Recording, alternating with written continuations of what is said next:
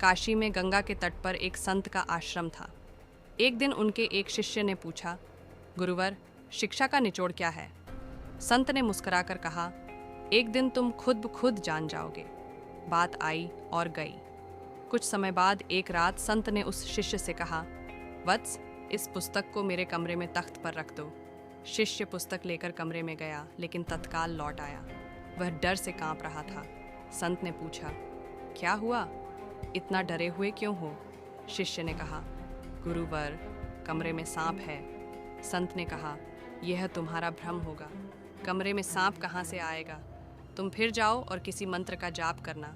सांप होगा तो भाग जाएगा। शिष्य दोबारा कमरे में गया।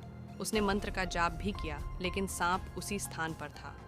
वह डर कर फिर बाहर आ गया और संत से बोला, सांप वहाँ से जा नहीं रहा है। संत ने कहा, इस बार दीपक लेकर जाओ। सांप होगा तो दीपक के प्रकाश से भाग जाएगा। शिष्य इस बार दीपक लेकर गया तो देखा कि वहाँ सांप नहीं है। सांप की जगह एक रस्सी लटकी हुई थी। अंधकार के कारण उसे रस्सी का वह टुकड़ा सांप नजर आ रहा था। बाहर आकर शिष्य ने कहा, गुरुवर, वहाँ सांप नहीं, रस्सी का टुकड़ा है।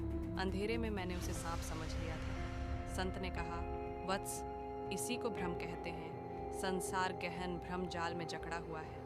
ज्ञान के प्रकाश से ही इस भ्रम जाल को मिटाया जा सकता है, लेकिन अज्ञानता के कारण हम बहुत सारे भ्रम जाल पाल लेते हैं और आंतरिक दीपक के अभाव में उसे दूर नहीं कर पाते। ये आंतरिक दीपक का प्रकाश संतों और ज्ञानियों के सत्संग से मिलता है। जब तक आंतरिक दीपक का प्रकाश प्रज्वलित नहीं होगा, लोग बाग भ्रम जाल से मुक्ति नहीं पा सकते।